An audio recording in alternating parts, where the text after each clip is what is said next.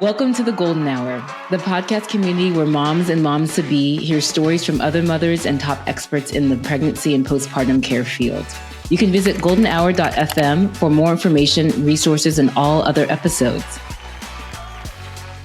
You can also find us at goldenhour.fm on Instagram for comments and questions.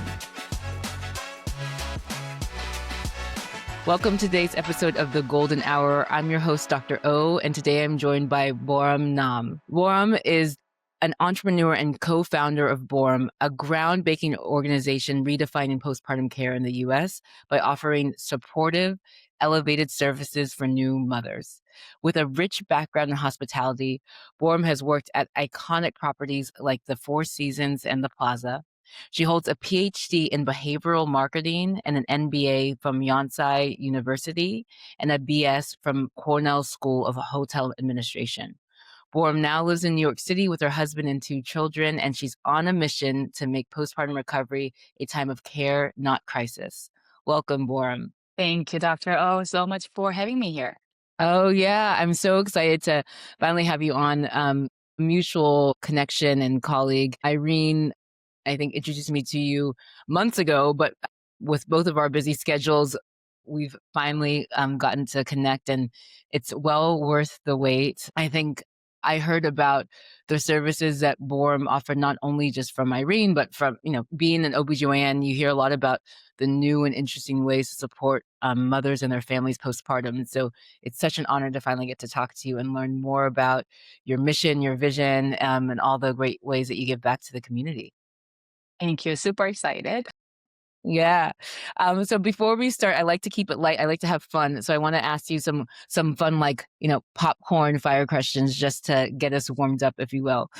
So first question is, what was the most surprising part of early motherhood for you? I know that you are a mother too. We talked about you having to pick up your kiddo in an hour or so. But in those early stages of motherhood, what was the most surprising aspects? Life and your children are not under your control. Mm-hmm. The time that you think you have, the children's behavior and your body and your recovery, your emotion, none of these are under your 100% control. And sometimes for some women, including myself, that's a really hard pill to swallow. Yep. So I would say that was definitely the most surprising, unexpected consequence of being a mother. I think you said it perfectly, right? Because I'm making an assumption because I'm getting a vibe that you and I are similar and we're both type A. We like to get shit done. We make a plan and we want to carry it out, right? I love my check boxes and checking things off the list. But there's something so humbling about parenthood, right? Where suddenly all these things are out of your control and that locus of control that you held on to so tightly for so many years is out the window. So I think you captured the sentiment of so many other mothers so well. Perfect. So next question, what is your go-to comfort food when you feel exhausted? I need to have a lot of carb. So I'm a carb person, and my go-to would be any pasta with red tomato sauce. Mm-hmm. So honestly, the favorite could be lasagna. So I'd love to pour myself a big glass of red wine and pair that up with pasta with red tomato sauce. Yeah. Okay, Boram, I already can tell we're like 2 minutes into this episode. I'm like, oh, I think we're friends. Like that. Exactly. we should just hang out. We need that. It's ironic because my husband's he's trying to be super healthy and he's low carb. And so I feel like I can only enjoy like a nice big like Italian pasta meal with my girlfriend. So yeah, we have our first date planned. I can't wait to meet you up in New York. We'll make this happen. Okay. And then final fun question. When you were getting ready to have your kiddos, what was the first thing you put in your go bag? What was that one thing that you're like, I know I need when I get to the hospital? It's either going to make me feel comfortable or safe. What was it for you? So I did have my Apple phone back then. So what I needed to ensure was a playlist. Yes. So that I can listen to my songs. I actually listen to gospels in order to calm me down. So like Amazing Grace and my go-to songs, both in Korean and in English. Yeah. I downloaded them. And that was the first thing that I popped in my bag. As I need to make sure that I'm listening to this as I go through this, physiological transition. Yeah. Oh, that's so wonderful. I just led a centering group. So there's a bunch of different ways to get prenatal care. a lot of the traditional prenatal care is like one-on-one visits with your clinician, your doctor, midwife, but I also get to lead this group prenatal care, which is about like 10 or so moms and their partners. And literally yesterday, we were talking about like the different ways to cope through labor, pain medications, back massage, etc. But my favorite one was the playlist. Like, Yep. especially as an OB doc, when you walk into a room and there's a vibe and you can feel that energy, whether it's Yep. like upbeat music or someone wants calm music or like spiritual music, all of that is just it's so important. So So yeah, important. I love your headspace. I love it. Okay, Thank you. great. Well, I'm feeling warm and already so connected to you, and so now I'm really excited to kind of transition into the meat of today's subject. So really thinking about you and your own personal journey with motherhood, what were the biggest things that helped inspire you to create Born? What were some of the things that you saw in postpartum care that maybe was lacking or could be better that kind of pushed you to have such an incredible vision? Yeah. So I think, in nutshell, is a lack of infrastructure, lack of understanding, lack of awareness Mm, that really inspired me to begin the new movement, new economy, right? In a way, because we are creating something that didn't exist before in terms of the yeah. retreat. We'll get into that.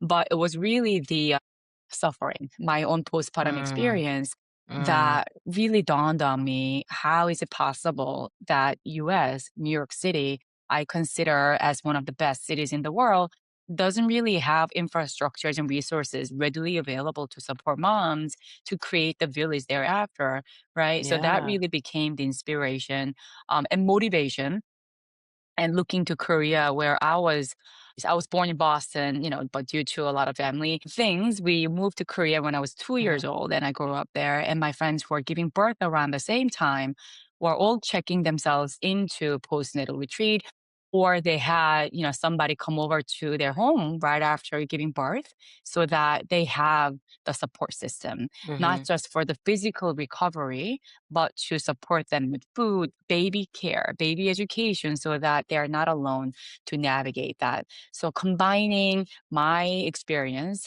recovering from two births and suffering through that, I also had mm, postpartum depression both times, aw, more pronounced with my second baby, yeah. who was 4 years old younger than my first one, and learning from some of the best practices, especially from Korea, became our motivation to start postpartum care in the US. Yeah, yeah. Oh, you gave me chills because I think oftentimes it's the painful experiences that we go through that give us purpose and passion. So for me personally, it was being on the other side of things. Is for me being an OBGYN who I've seen at this point probably hundreds of thousands of moms and their families come through my clinic room, and it's such an honor, it's such a privilege to be there and support them the best that I can, but I also recognize there's only so much I can do because I'm seeing them in the office, and when I see them in the office, it's a 20-minute in and out appointment, but the hours that they're at home exhausted mentally, emotionally, physically, overwhelmed by new tasks, burdened by postpartum depression, anxiety, confused by what their body is doing and why it's not listening to them, and frustrated by the change of their relationships with their friends, their partners. All these things are happening in real time and there's only so much that I can do. And so my pain point was recognizing that that healthcare system, the infrastructure you referred to is lacking. It's not perfect. It's doing the best that it can, but it's not doing enough. And so my husband, who's also an entrepreneur, I think at some point got tired of me venting to him. And he's just like, okay, okay, enough. Why don't you make something? Why don't you build something? So this podcast is very much my pain into passion moment. And so hearing that you took something even more visceral and even more vulnerable and personal, like your postpartum difficulties, especially thank you for being honest about your postpartum depression and use that to inspire the development of Boram, the company, and the way that you're giving back to other women, other moms, other birthers is so beautiful.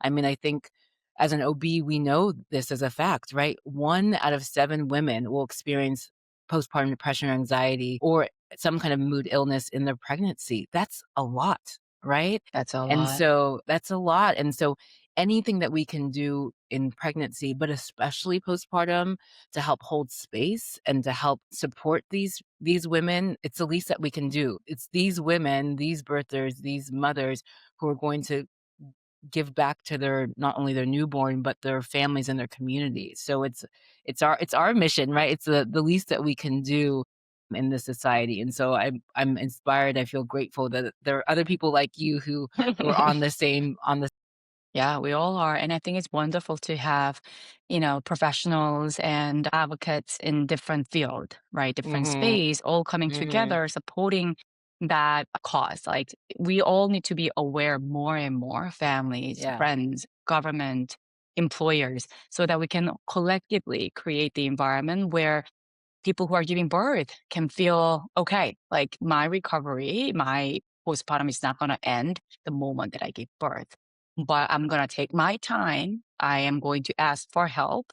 And it's okay to share. For example, if you are having or experiencing mood disorders, it's okay. It's okay to share. And that's how you can get some Yeah. support, resources, and maybe you will meet somebody navigating the same issues and be a Mhm. support of each other. Yeah. Yeah, so much of postpartum can sometimes feel really lonely and really isolating, and even though you and I both know that there's so many other women who suffer either through postpartum depression and anxiety or just feeling the immense transformation of an identity shift and all the other ways that someone changes postpartum, I think when you're in it, when you're in the thick of it, you can feel so overwhelmed that you're blinded.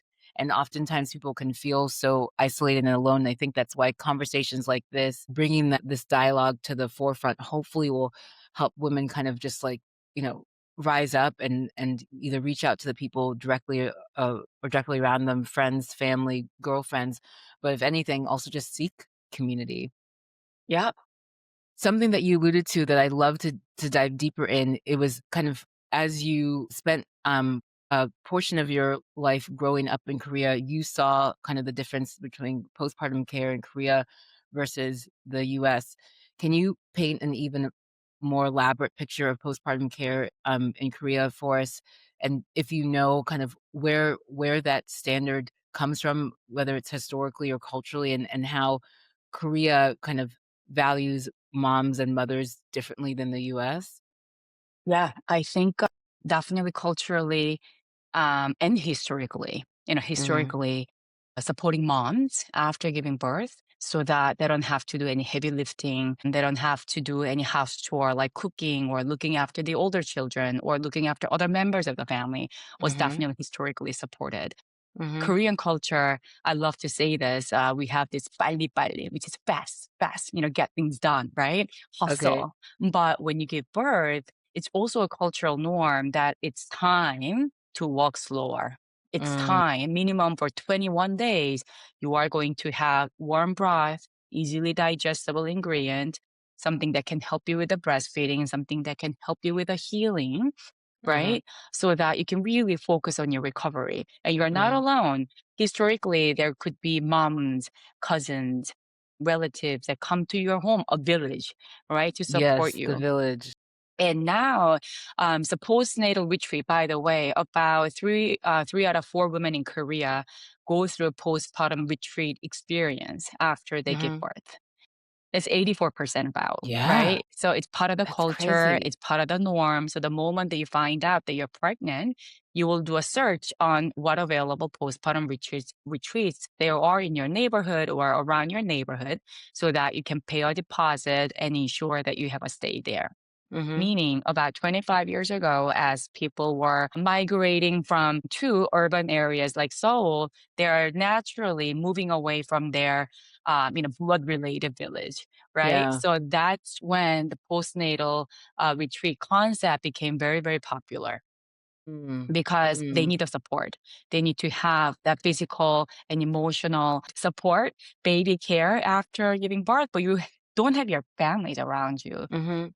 So that's when businesses like postnatal retreat really began to develop. So we're just about 25 years behind, but it's okay. We are doing something here, right? And we'll get to that too during our conversation. So Yeah. to answer your question, it's both historically and culturally the Mm, awareness of it, the mm, necessity of it, and the support that you get from your families and society overall that this is something that women need to do after giving birth. yeah. Yeah, agreed. I mean, um at this point, I've probably recorded well over 40 episodes of this podcast, and the constant theme that seems to come up with most episodes is concept of the village, right? That really, when I think about my role as an obstetrician, is I'm doing my best to help connect patients to resources that help recreate a semblance of that village, Mm, but that village that our ancestors inherently were born into, where you lived in a tight-knit community where your next door neighbor was your aunts and your cousins and your great aunts and all these amazing women who taught you how to be a mom just by observation, but also when it was your turn, came right to your house and spent days, weeks with you. We don't have that anymore, right? Because as you said, people move to urban environments. In the US, it's very natural that you start your life wherever, wherever jobs or your educational career takes you, which is oftentimes away from your family.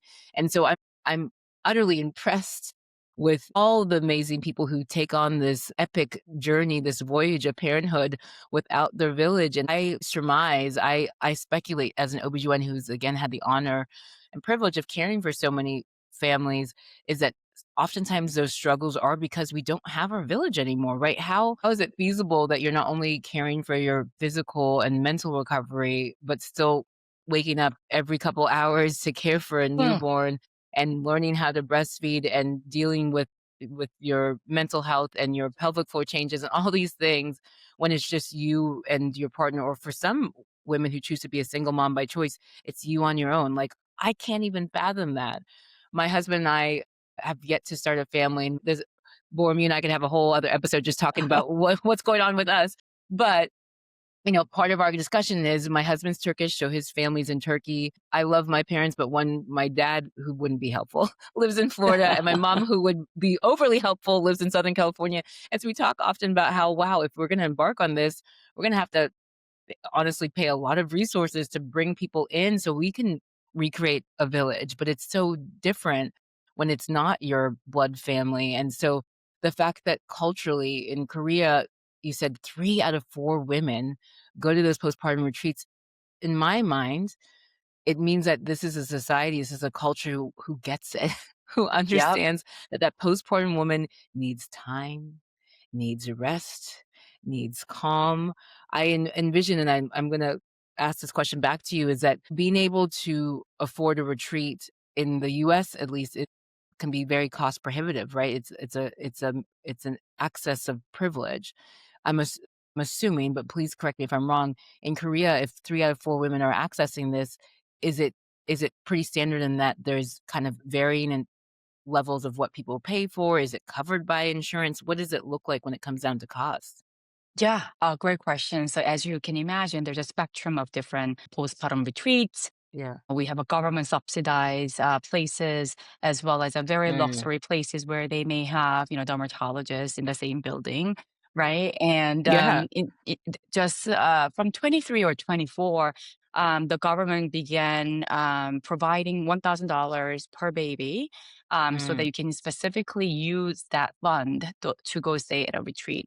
And depending on Yeah. your employer too, they provide the support. And it's not just about a stay at the retreat, but the support, because you may have a support to come to your home and provide Yeah. you with day and overnight support with your lactation and the baby care. So yes, there is a government support, there's an employer support, and there's a wide spectrum of retreats available as well. Yeah.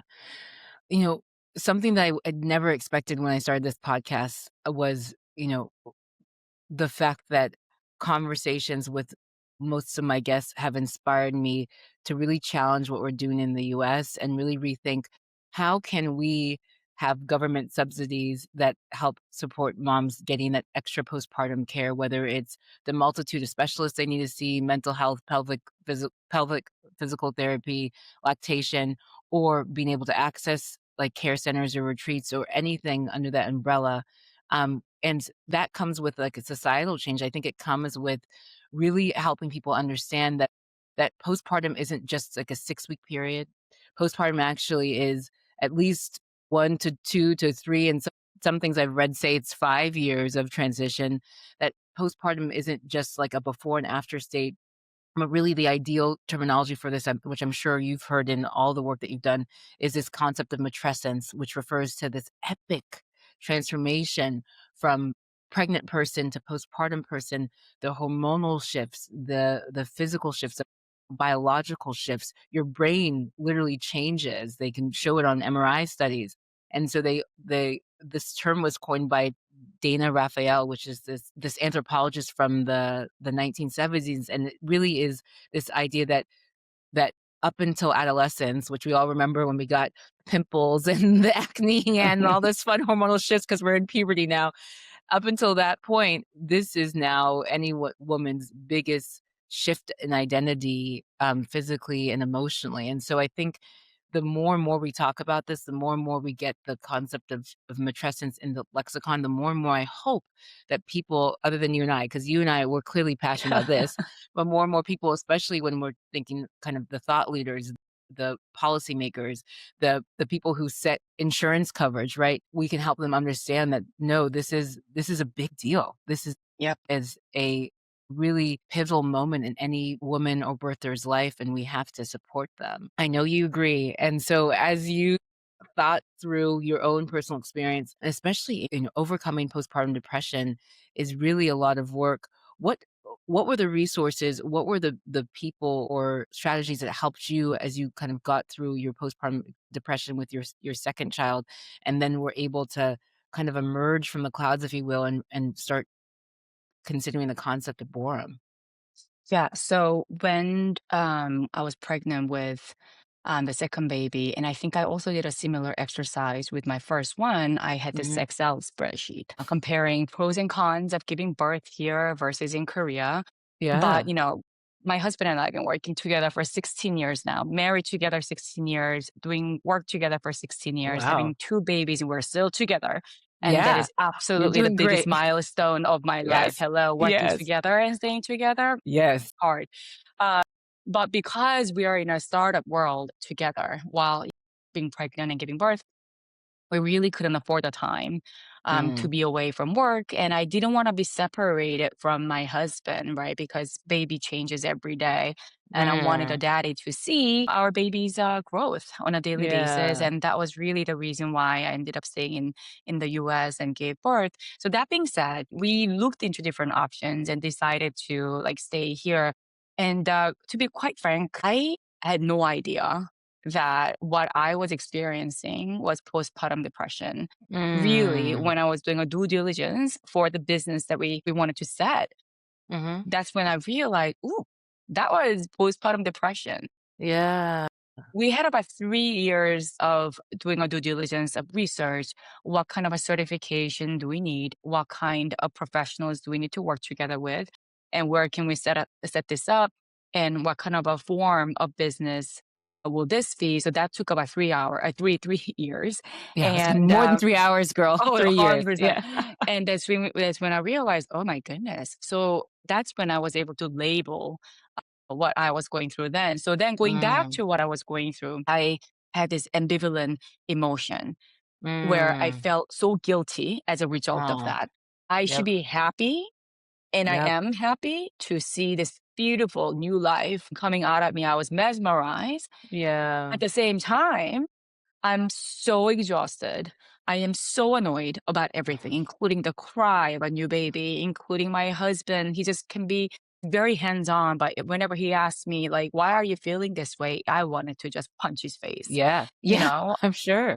So all these things and ambivalent emotion created this guilt in me. Oh Mm. man, Mm. I shouldn't be angry. This is not okay.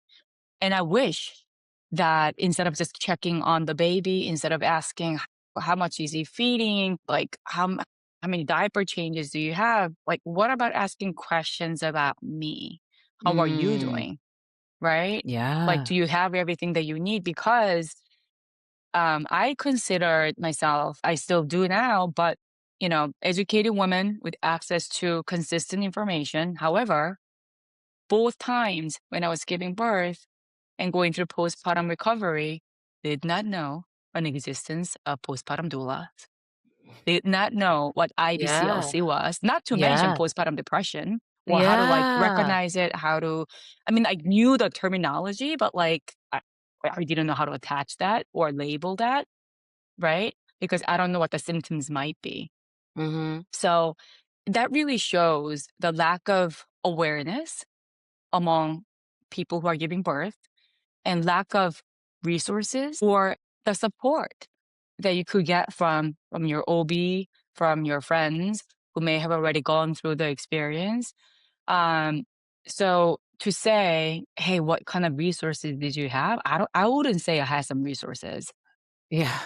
I was Yeah. literally microwaving a wet towel so I can compress them on my engorged breasts. I had no idea, right? And I would get Yeah. like a cold cabbage or something to like Yeah. put on top of it.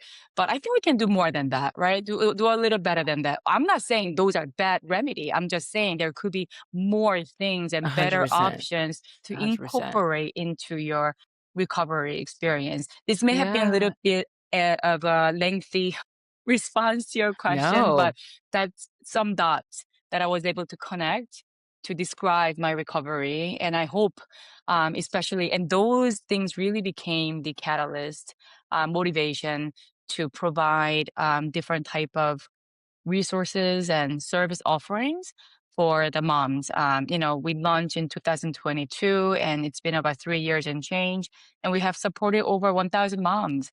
So Yes. super grateful. We're just Yeah. so grateful. And I think by doing so too, we are really able to discover and realize that care professionals within the postpartum sector are underappreciated and they're Mm. not as recognized as they should be. So we are super Agreed. excited too, not just to be supporting moms, but to be uncovering such amazing talent to Yeah. connect them together, right? Yeah. No, your answer was perfect. Don't worry about the length of it because there is so much. I think what I heard from the beginning is that dichotomy, that internal conflict that I think so many women have, and I'm so happy that you have the courage to and the candor to speak it out loud, which is that ambivalence of, okay, I worked hard to make this baby. I had a healthy pregnancy. This baby's here and they're beautiful because they're half of me and I'm beautiful. But I'm exhausted. I'm tired.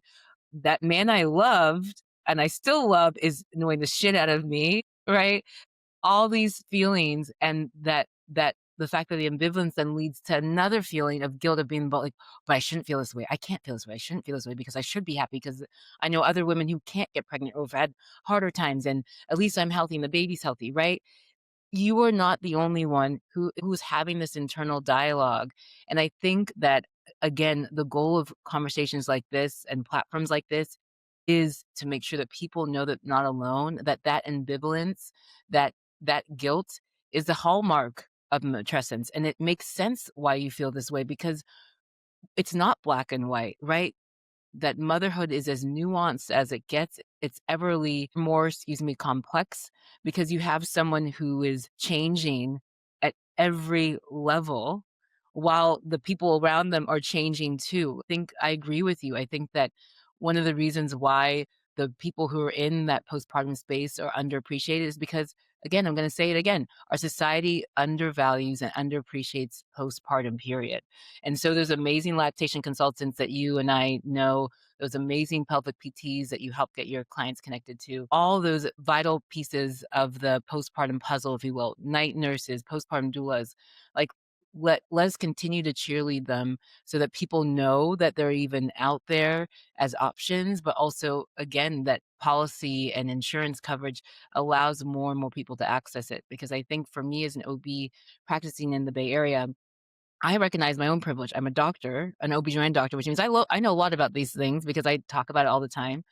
But I also care for a lot of patients who work in, these amazing tech companies that have great coverage and all those things are amazing. But I also care for a lot of other women who don't have access to incredible insurance coverage or the financial means to access these care. And so my ideal dream state is a place where of true equity, where all postpartum people can have access to the care that you're creating at Boram and the care that everyone deserves because that's a human right to me. That shouldn't be a privilege, that's a human right.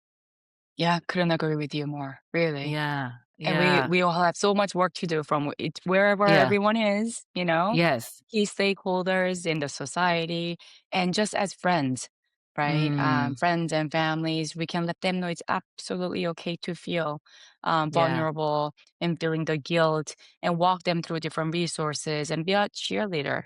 Yeah. So I'd like to take a moment to tell you this is my passion project based on years of experience as an OB/GYN doctor. I aim to empower moms and moms to be and those in the pregnancy and postpartum care space. If you appreciate what I do, please take a moment to like, subscribe, and share with your friends so it can reach more people like you. You can visit goldenhour.fm for more information, resources, and all other episodes. If you have any requests, suggestions, or questions for future episodes, please email me at hello@goldenhour.fm or leave us a comment at goldenhour.fm on Instagram. I'm curious, you know, I another thing about this podcast that I've unexpectedly loved is I get challenged in the best way and I learn a lot from my guests. You mentioned about the things you didn't know, right? You didn't know about postpartum doula. You had these engorged breasts and you were trying to figure out what to do with them. So you put heat on instead of cold cabbage. What, as an OB/GYN doctor or a midwife, if the other, providers in the women's health space who are listening, what could we do better? I oftentimes find that those prenatal appointments are, there's so much other things to cover, right? Because we have to talk about genetic testing and growth ultrasounds and preparing for labor and all this stuff. And so it's seems so hard sometimes to make time in those busy appointments. And by the way, my appointments with my pregnant patients are only 10 minutes, which is just not enough time. But Yeah. again, that's because healthcare it's a whole other conversation about healthcare and insurance reimbursement. But 10 minutes not being enough time, but feeling like as important as prenatal care is, I should be spending more time preparing patients for postpartum, but having this time pressure because I'm like, how can I cover all the things I'm supposed to and still talk about postpartum? As you reflect on your experience and also just now that your 3 years of due diligence and market research that helped you guys launch Boram, what do you think that OB doctors, midwives, what can we do better? What should we do better? Yeah, I think it's talking a lot about, and I think it's so amazing that you really want to increase and amplify the voice here so that more women can be aware of what to expect, really, what to Mhm. expect when you're expecting. Mm. But truly is talking about it. And hi, like, have you thought about what you are doing for your recovery after Mm. giving birth? Because it doesn't end with Yeah. birth, but there's a whole lot of things that you need to expect and prepare for, not to Yeah. overwhelm them, right? And we just Yeah. talked It's a about hormones balance. and a lot of different things and how your mind and the brain chemistry may differ from, especially after you give birth, so that when you are giving birth and you're at a hospital, and because, we have two different types of people. We have planners and we have a last minute doers. And I Uh-huh. think a lot of moms too, if they haven't thought about it, I said that's a perfect time to provide, by the way, this is what you need to expect. Your milk is going to kick in about 48 hours after giving birth. And this is what's going to happen. And if should you have any questions, please check with your insurance provider, see if there's an IBCLC covers that you can Mhm. receive. I had no idea. I'm sure my insurance included that, but I had Yeah. no idea how to even use it. So let Yeah. them know with key prompts, key questions that you can ask to your Mhm. insurance, to your provider. Hey, the Yeah. hospital has a few IBCLC, but availability is limited. But would that be something that you want to try? Then put your name on a wait list or something like that, right? Yeah. And to say, okay, after giving birth, do you have any families nearby? Do you have enough food at home? Do you have any plans so that you can continue to eat well, not just for your recovery, but for breastfeeding? um, and do you have any plan overnight so you can get some rest? All these questions to make sure their emotional and physical recovery is not alone. Mm. I think that those are very important things that we can do. Simply checking in, asking Yeah. questions, providing just a list of resources. It has to be more than just like a one pager you just provide and walk out. Yeah. Could be a Yeah. conversation. Yeah. I And agree. I connecting them agree. with professionals. Hey, you don't have to purchase any sessions from these doula agencies or what have you, but they have an info session if you want to go Yeah. and listen to them just so that you are aware of what's available and you can make an informed decision for yourself. Yeah. Oh, so well said.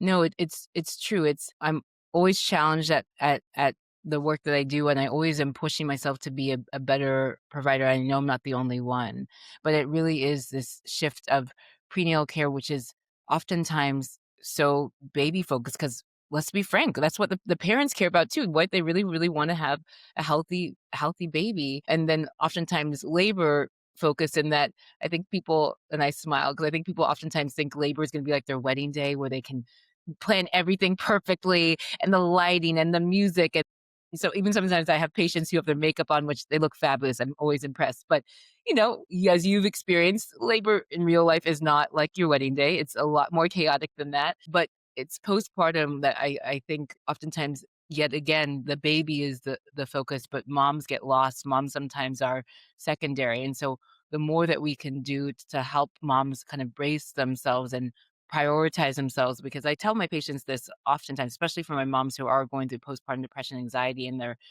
just in the thick of it and they're trying to figure out how to pull themselves out. I say to them, you can't care for your newborn, let alone the other people in your life that love you and need you until you care for yourself first. Like put yourself number one and the rest will come.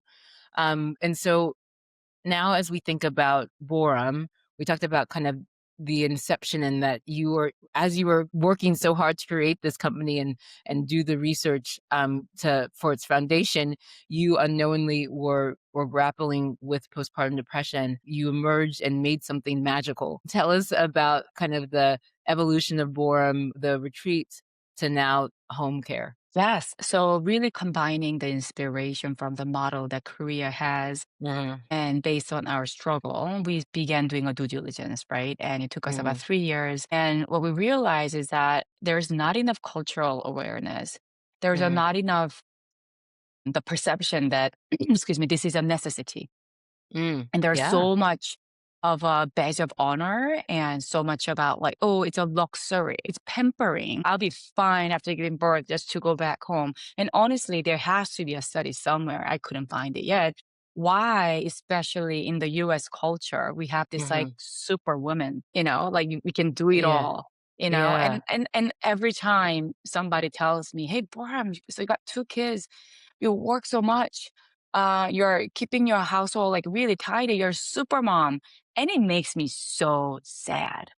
Like I'm yeah, just barely making it happen here. Like I'm like juggling and I try mhm, so hard. Do not call me a super mom. I am exhausted. We're just really mm, barely making things happen. I'm sure there are yeah, many people that really like smoothly maybe make things happen, but I'm not one of those. I don't think the norm is that, type yeah, either. And so you have to bring me back to your core question, but then really combining that experience and doing the due diligence, we decided that the US really needs this type of a facility. yeah, Launch it here, be the one of the first kind, yeah, and introduce the concept, which is not a replication of what they have in Korea, but inspired by the concept. We work mhm, with the professionals that are certified and experienced with the US market. And those care professionals are postpartum doulas, certified lactation consultants, and newborn care specialists, mhm, right? They all have mhm, wealth of knowledge to support yeah, moms with the emotional, physical recovery, lactation support, and baby care. So all in all, we are providing the education opportunity to be yeah, aware of your body, to be aware of what's going on, and to have the confidence to care for the baby as well as for yourself. And Dr. O, I think we're definitely having another episode just to hang out because I echo what you are saying. Oxygen mask needs to be put on yourselves first. yes, yes, Prioritize your wellness, invest in you. And I tell my kids all the time, my daughter is now 14, my son's turning 11 this year. And I tell them, hey, time is the most expensive currency here. Let's use them wisely. And this is mm, relevant to, paid leave that we really want to advocate for moms, especially in the States. Only about 14, 15 states, including DC, have a paid leave. And it's providing that time for Yeah. mothers so they have that time to heal, bond with the baby, and really recover after Yeah. that. So we set up a 24/7 facility to really have the comprehensive model. Mhm. And we really wanted to make a big splash here. Hey, this is a concept widely available in different culture, especially in East Asia. It's one of the Mhm. fastest growing wellness sector in China and very, very popular in South Korea, as I mentioned. Yeah. And we're able to garner amazing PR because everyone was shocked. What? Yeah. Like there is like 3 out of 4 women are doing this in Korea, and like Yeah, you you're blew the so many first one, minds. right? Yeah. So it was a shock, and we were able to support over 1,000 mothers through that type of Mm. an experience. So but what we were seeing too, as we were continuing this operation, is that we want to scale. We want to Mm. support more families as we were seeing growing demand. But as you Mhm. mentioned a little bit ago, accessibility, affordability. Is there something we can do to make sure this can be provided to many more families? And that's Mhm. when we decided that we wanted to focus on, as a business, on the at-home care. Yeah. Now, having a professional, a care professional come to your home to support with your needs, like elderly care, baby care, is not a foreign concept.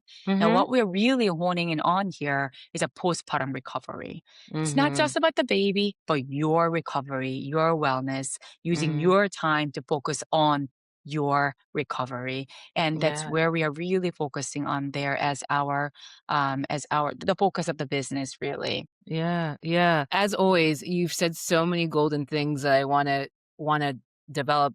Number 1, I so appreciate your candor in this whole conversation, right? Because I think there are so many women who feel like they have to put on this facade of badass businesswoman and mom. Like, I'm doing it all. I've got this, right? Well, while in real life, I went to Stanford, and so we had this phrase called the Stanford duck syndrome, where you're on the surface, it looks like you're cruising, but under the surface, your duck feet are like going like crazy. Cause that's real life. Like on the surface, like we look cool, calm, and collected, but the people who really know me know that I'm stressed, know that I'm tired, know that I'm overworked, right?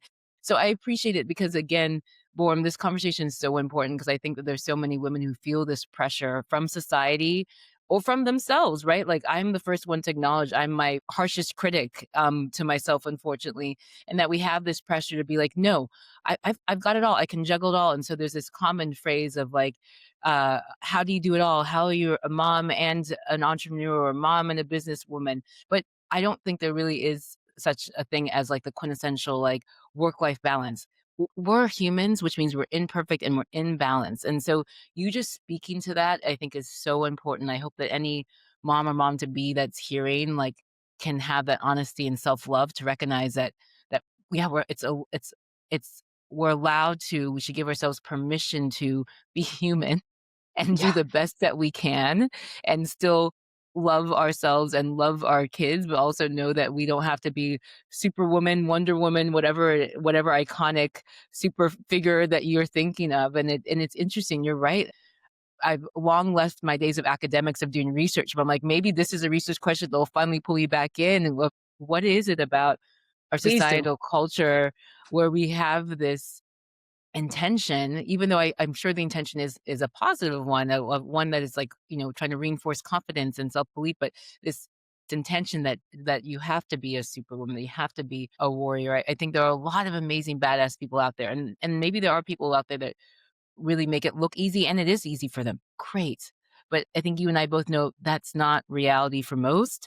And how can we continue to help encourage that conversation that lets people feel like they can be real and authentic and raw and acknowledge that, yeah, this shit's hard and I'm just Oh, trying to no. figure it out. Yeah, and I think being honest is really good too. My Yeah. kids are a little old enough, 14 and almost 11. So Yeah. they ask, "Oh, hi, mommy. Like, how was your day? How's work?" It's like challenging, you know. Yeah. Good But for I'm so you. happy to be here and having dinner with Yeah. you. But Yeah. you also need to kind of respect because mommy is not in the best mood. But I'm gonna Yep. try my best. I'm gonna try Yeah. my best, not to reflect my anger or frustration on my families, but to just let you Yeah. know that I'm also going Mm. through some rough time today, but I'm so Yeah. happy to be here with you. So I think that Yeah. all these conversations, I'm learning from the mistakes that I have made before too, you know? Yeah. Don't pretend that you got it all. We Yeah. hustle. And I really resonate with a phrase of a Stanford duck. Is that right? Yeah. The duck Stanford syndrome. duck Yeah. syndrome. Oh, yeah. In Yeah. Korea, we have a saying for white swan. Beautiful, graceful, Yes. Yes. gliding through the water. But underneath, Yeah. that leg is working hard. Yeah, exactly. I love that culturally we have the same metaphors, just different bird. Yep. And I mean, yeah, I really just appreciate your perspective, your approach. Like, it's corny, but honesty is the best policy. And I think it takes time and self growth and awareness to be honest, right? I know that there are versions of me when I was younger and more insecure where I couldn't be honest with myself. I just didn't feel strong enough. And so I recognize that there's some part of that evolution that we all have to go through to get to that point. I think another thing that you alluded to that is goodness, like, if I have another pedestal that I stand on, pedestal number 1 is postpartum is real, it deserves more attention and care, but then the other pedestal is parental leave. It angers me every time I hear those statistics, and I know it well, but hearing you say that, I think only 14 to 15 states in the US, including DC, have paid leave, and I'm lucky I live in California.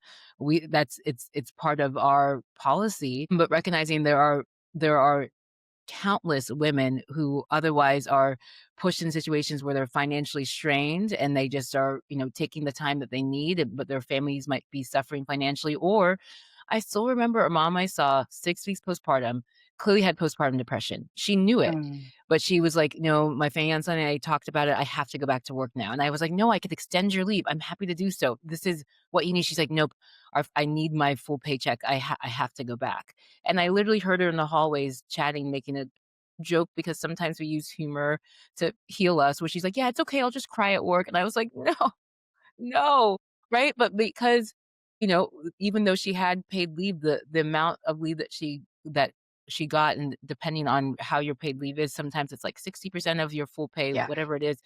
But for her family, it wasn't enough. And meanwhile, I have wonderful friends who are raising their families in Finland. Another friend who had her children in Germany. They don't necessarily have the retreat set up that Korea has, but they have amazing parental leave. In Finland, I think you can have up to a year and sometimes more depending on kind of what varying levels that you can opt for. And that's because that is a that is a society that understands that it's not only that postpartum recovery isn't 6 weeks, it's at least a year, because there's, again, you recovering physically, but you also getting your family into its new flow and its new system, and you need that luxury of time, right? You said it. Time is truly one of the most, like, luxurious and valuable things that we're awarded, and parental leave that is paid should be something afforded to everyone. You and I are clearly on the same page, so we just need to figure out how to get to, like, the people at top, Exactly. the people in DC making decisions so they can hear us. So back to Boram. I loved hearing kind of about the evolution of Boram. Yeah, the very first kind of concept of retreat in the US. And when you said it, I use a lot of emojis when I text on my phone. And so I see that little emoji, that mind blown emoji, and I can imagine people all over the country when they heard of this concept, literally mind blown, being like, that's something other countries have. Like, why don't we have it? Like, we're all in. But I also appreciate that it's one thing to go to a facility, a retreat facility that has such great resources built in, but it's another thing when someone can meet you at home. I think that the pandemic was a really interesting time, a really scary time, let's be Mm. frank, but also an interesting time where we recognize there's so many ways that patients can access care at home and get the support that they need from home. And there's something really refreshing about that. I remember one of my girlfriends who had I think it was her twins. Was it at that? I can't remember the timing of it. I think it was maybe at some point during the pandemic, towards the end or so. But I remember her saying, like, how much it meant for her to have a lactation consultant come to her house, right? Like, she was already just overworked and exhausted. I mean, have one kid, but two at the same time is insane. And so having someone be able to come to her house and focus their attention on her and help her figure out how to support these 2 beautiful babies was so important. Tell us more about kind of the home care that you guys offer. What does it look like for a potential client in terms of, like, sessions they get? Do they choose who's gonna come to the house? Yeah, what does that system look like? Yeah, I love talking about this, of course. Yeah. And so essentially, it's a care professional coming Mm, to your home. So prior to doing so, you have to understand what it is that I'm looking for my recovery. You mentioned about your friend having twins. So mm, what we develop is a algorithm-based postpartum care planner. So there you can do an input of your due date, twins or just in a single baby, cesarean or vaginal, right? And do you have any private insurance or fertility benefit that may also cover postpartum doulas and what have you? And are you looking to breastfeed? Or okay, are you looking for support during the daytime, overnight, or both? So these are the type of questions that we ask to help them create their individualized care plan. But depending on what you're looking for, we work with specifically two different types of professionals. We have okay, postpartum doulas who are also certified lactation counselors, and we have a newborn perfect. care specialist. So postpartum doulas, they focus on mom's recovery, emotional wellness. They're also certified to support you with the lactation, right? So Yeah, a lot of our clients, our families are working with postpartum doulas, especially during the daytime, to learn about their changes, to receive the support. And overnight, we have a newborn care specialist who really focus on newborn so that yeah, moms can rest. As you're well aware, the postpartum fatigue is real. And it's yes. coming from the lack of sleep, just being super exhausted. And that can Mhm, create other postpartum complications, including postpartum depression. I really yeah. think that my second baby, he was puking every time he was fed.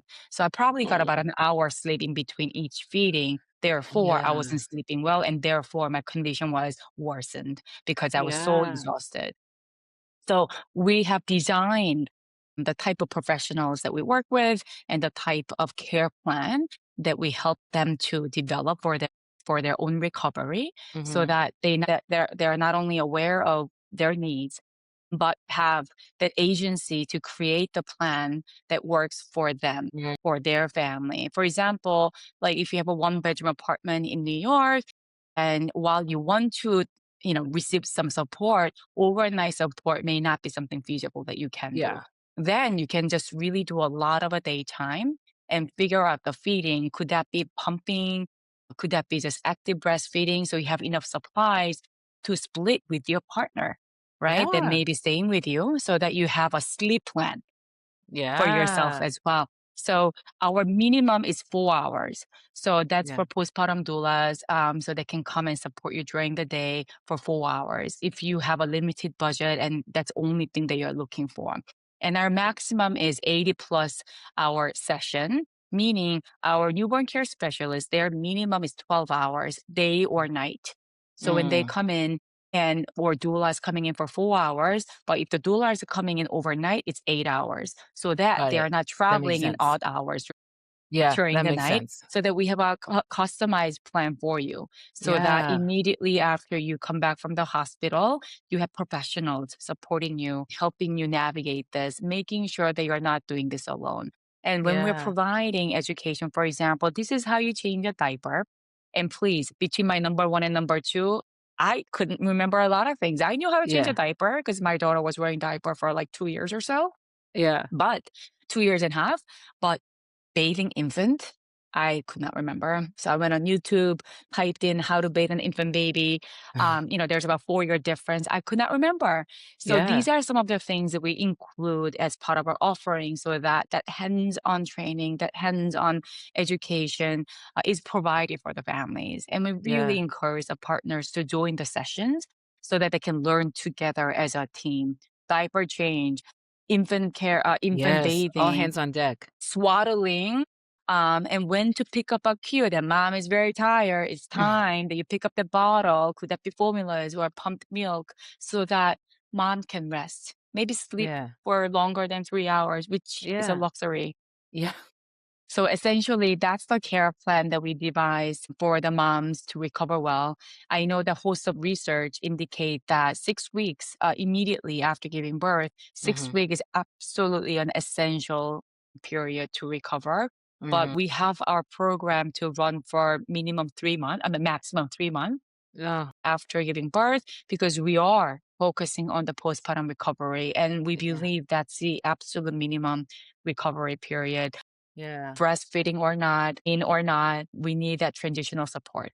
Yeah. Oh, there's so many buzzwords that really resonated with me. One of the thing you said was agency, right? Like Mm. I think for me as an OBGYN, my my goal in any interaction I have with a patient or their family, whether it's in clinic, and they're making a like, a hard decision about their health care or labor and delivery when things, again, as you know, can be really, really intense, is I want to support patients and the families to feel empowered, to feel like they have the agency to make the decision that's best for them. Because you're right, care at best is individualized, right? There isn't like an algorithm that everyone fits in perfectly. I love that concept that you discussed of the person who has a one-bedroom apartment in New York, which I know as someone who lives in San Francisco, I've heard from my friends, my sister lives in New York as well, that square footage in New York is very different because it's such a big and concentrated city. So you guys have much tinier apartments than we have out here. But that same person, even if they can't have someone stay overnight with them, still can kind of have the benefit of daytime support to help them actually facilitate their nighttime plan. And I love the fact that there's a ability to kind of put in your information, your needs, your logistics, if you will, to help come up with a postpartum plan that fits you best. And really, as we think about Borum and you think about this like epic, amazing evolution that you had not only as a woman to mom, but your company had from the retreat, now home care. What are part of the other things in the horizon for your company that you guys are really excited about? Anything that you guys are doing in terms of expanding the way that you support this critical postpartum period? Yeah. So right now we are focusing more in New York area. Yeah. However, Yeah. we're organically receiving demands as well as a supply demand. Like, hey, I'm a Yeah. postpartum doula at X, Y, and Z location. Are you guys expanding? So we're organically matching them too. With clients, with families that might be looking for some help. And our plan is to definitely grow bigger than New York. While our primary focus currently is in New York, we really Yeah. plan to grow that efforts because what we want to build is a scalable business that really increase not only the awareness of the importance of postpartum recovery, but increasing the demand, increasing the supply. So there's a beautiful connection that can be Mm. made through this Mm. platform, meaning a scalable business that not only provide the support for postpartum moms, but that create job opportunities. Yeah. Postpartum doulas, newborn care specialists, and we also we partner with a lactation network so that we can assist our clients to receive IBCLC support through our network of IBCLC. And hopefully that can be, to an extent, covered by insurance as well. So we're really truly building this as a platform so that it's not just supporting moms, but that support is coming from care professionals, right? So we Mhm. really want to continue building that each side together, Exactly. increasing the visibility, availability, increasing the demands. And the demands will be driven by how much aware they are, how Yeah. educated they are about the needs. And that's exactly why we put together this algorithm, this postpartum care planner, so that they can see, what do I need? What do I need to prepare? Mhm. So I'm due like July. What do I need to prepare? Okay, so let me fill this out. Uh huh. Okay, this Uh-huh. makes sense. Now I know Mhm. what I should be looking for. So we Yeah. really want to continue building that more. So that will be our goal and mission Yeah. now and for many years coming forward. Yes, yes. I was gonna say, as someone who's in California all the way on the other side of the coast, I'm like, "Yes, meet us over here." I would be so honored to, so much of the work that I do is working really hard to connect patients with the resources we have locally, and we have some incredible postpartum care providers in our community. And so I love actually the fact that you're not only highlighting and amplifying the voices and needs of the moms, the postpartum people, but also the people who've been working tirelessly behind the scenes, supporting them that unfortunately haven't been as valued or appreciated enough in our society. And so I love the fact that you have both of those people, both of those groups rather, in your focus. And so whenever you guys get to California, just let me know. Will I'll do. be one of the first people to cheerlead and to hype you up, because I think that, yeah, I think that you are the perfect example of turning your own frustration and pain with a broken, fractured system, and you figured out a way to solve it that's authentic to you and that is honoring so many other women. I'm so grateful for your time, and I know that your kids are very patient and understanding of their very busy mom. But before I let you go, any final sage words of advice that you would give any moms or moms to be that are listening? I think there are two things really. I think it's very important to be honest about your needs, and it's okay to share what you are going through, and just be super Mm, honest, so that people are more aware of what they can do to support you. Could that be the time they need to have, like, support you to have? So, for example, time to rest, time that my friend may be able to come by and walk my dog, so that maybe I can just focus on one thing at a time, and maybe help me with food. Just really be specific about the help and support that you can really appreciate, depending on the yeah, stage of where you are. Could that be during pregnancy, after giving birth, or as you navigate your postpartum recovery? And relatedly, the second advice and second thing I really want to ask them to do is to create your village, right?